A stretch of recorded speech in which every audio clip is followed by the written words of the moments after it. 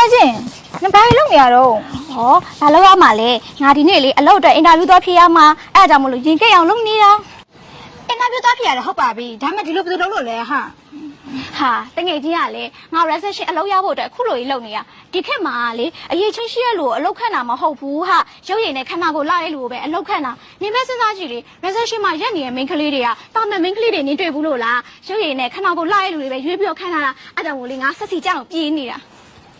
အဲ့ဒါဟုတ်တယ်ဟာအခုခေတ်ကြီးမှာ main ကလေးတရားအရေးချင်းရှိရမရှိရတဲ့ရုပ်ရည်လက်မလားခန္ဓာကိုယ်လက်မလားကိုကြည့်ပြီးတော့ပဲအလုပ်ခန့်ကြတော့တာဟာအဲ့ဒါကြောင့်မလို့လေမင်းကလေးတွေကအရင်ချင်းရှောက်မကြိုးစားတော့ပဲရုပ်ရည်လာဖို့နဲ့ခန္ဓာကိုယ်လာဖို့ပဲတွင်းနေကြတော့တာလေ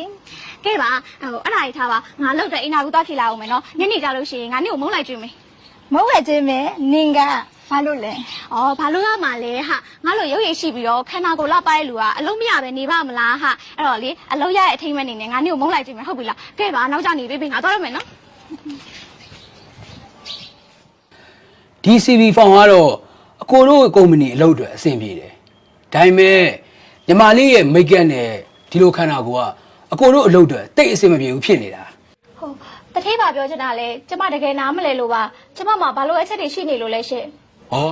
လိုအပ်ချက်ကတော့ဘာမှမရှိပါဘူးဒါပေမဲ့လိုတာထက်ပိုးနေလို့ဗျလိုတာထက်ပိုနေတယ်ဆိုတာဘာကိုပြောရလဲတထေးအကိုကဘာကိုပြောချင်တာလဲဆိုတော့ညီမလေးရဲ့ရင်မက်ထဲမှာထည့်ထားတဲ့ဘောလုံးနှလုံးကြောင့်ညီမလေးရဲ့ခန္ဓာကိုယ်ကဆက်စီကျသွားပြီမယ်ညီမလေးကကိုယ့်ရဲ့ဂုဏ်သိက္ခာကိုပြန်ချနေရဆိုတော့တီရောတီလားဟိုတထေးကျမရဲ့ရင်ဘတ်ထဲမှာဘောလုံးနှလုံးထည့်ထားရဲဆိုတာတထေးဘယ်လိုသိရလဲခုနကတော့နင်းရဲ့တငယ်ချင်းကငါကုမ္ပဏီဖုန်းဆက်တယ်ကွာရှင်တွေ့ကြသေးတာပေါ့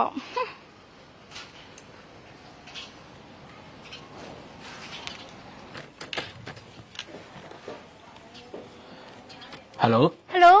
တထေးရှင်တထေးစီကိုအလို့လာချောင်းမဲ့တညင်လို့ဆန်းဆိုတဲ့ကောင်မလေးကကျမရဲ့တငယ်ချင်းမှာသူကလေသူ့ရင်ဘက်မှာမလုံးနှလုံးထည့်ပြီးတော့စစ်စစ်ကြောင်ပြင်စီပြီးတထေးစီကိုအလို့လာချုပ်တာရှင်မင်းကဒီစကားတွေကိုငါ့ကိုဘာလို့လာပြောနေရလဲကျမကိုယ်တိုင်လည်းအလုံးမရှိပါဘူးရှင်ဒါပေမဲ့ကျမတငယ်ချင်းကသူ့ရဲ့ရှင်စစ်မောင်ထုတ်မတုံးပဲအတူရောင်ကိုထုတ်တုံးပြီးအလို့ရတော့ရင်ကျမသိမခံနိုင်ဘူးရှင်ပြီးတော့လေတထေးကုမ္ပဏီမှာကျမရဲ့ရှင်လေးနဲ့ကန့်ညိမဲ့အလုပ်ကလေးများရှိရင်တော်ပြီမင်းကမင်းတငယ်ချင်းပေါ်မှာတော့တစ္ဆာမရှိတာငါအလုပ်ပေါ်မှာဘယ်လိုတစ္ဆာရှိနိုင်မှာလဲကွာ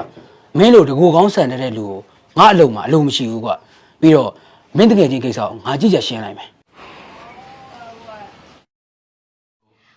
ကျမတောင်းပန်ပါတယ်တထေကျမအလုပ်ရမ်းလို့နေလို့ပါကျမကိုလေအခွင့်အရေးလေးတစ်ခါလောက်ပဲထပ်ပေးပါနော်ကျမဒီလောက်ရမှဖြစ်မှာမို့လို့ပါပြီးတော့လေကျမကြားဘူးတာလေမိန်းကလေးတယောက်ကိုအရေးအချင်းတဲ့ဟိုရုပ်ရည်နဲ့ခန္ဓာကိုယ်လှတာကိုပဲကြည့်ပြီးအလုပ်ခန့်တာလို့ကြားဘူးလို့ပါတထေဒီမဲ့ရုပ်ရည်နဲ့ခန္ဓာကိုယ်လှတာတော့ကောင်းတယ်ဒါပေမဲ့လူတိုင်းမှာအလားတရားကိုရှိကြတယ်